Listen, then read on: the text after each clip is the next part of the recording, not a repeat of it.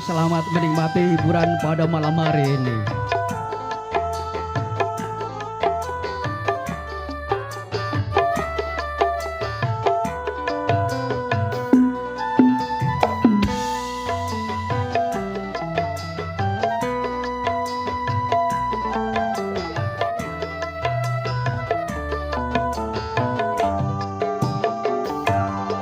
Rara jonggrang kowe pancen ayu tenan iya kandung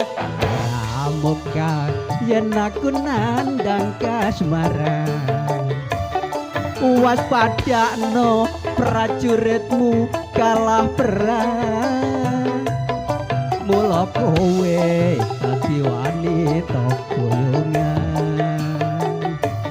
saka bandung apa wong ayu aja ku malungko ora wong ayu perang iki kanggo kuturung rampung wani karo Bandung Belopati kang Mas Prabu Kupala kang wasedo labuh ing Wonosegara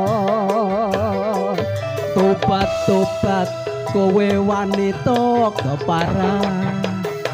ora ngerti yen Bandung lanange jagat putra ratu pengging Prabu Damarmaya aku duwe aji sekti Pandawasa saka dawa rara jonggrang manut sun pundhut garwa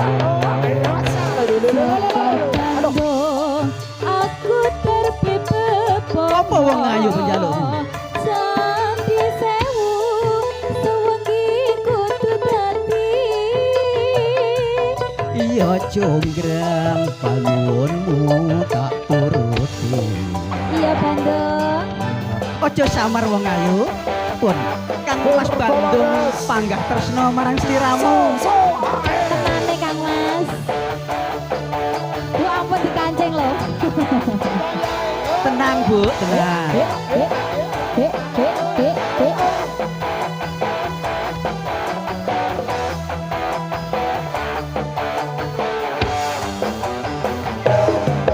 rara jonggrang kowe pancen ayu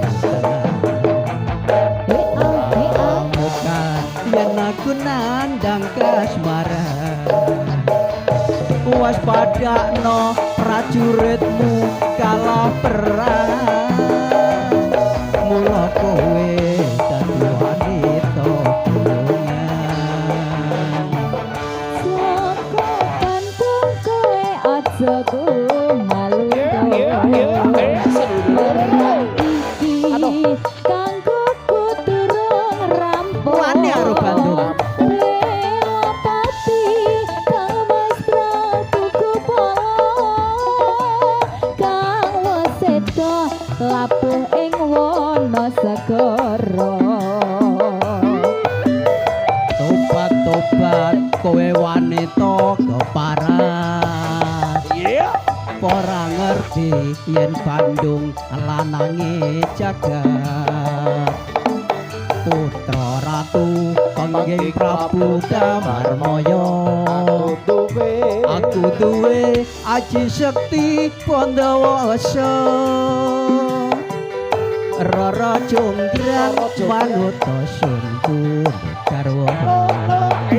Saka Bandung aku terbebebono apa penjalukmu wong ayu Sandi sewu sewengi kudu dadi iya jonggrang panyuwunmu tak turuti iya Rara jonggrang ya sampun Inggih. nggih niki namung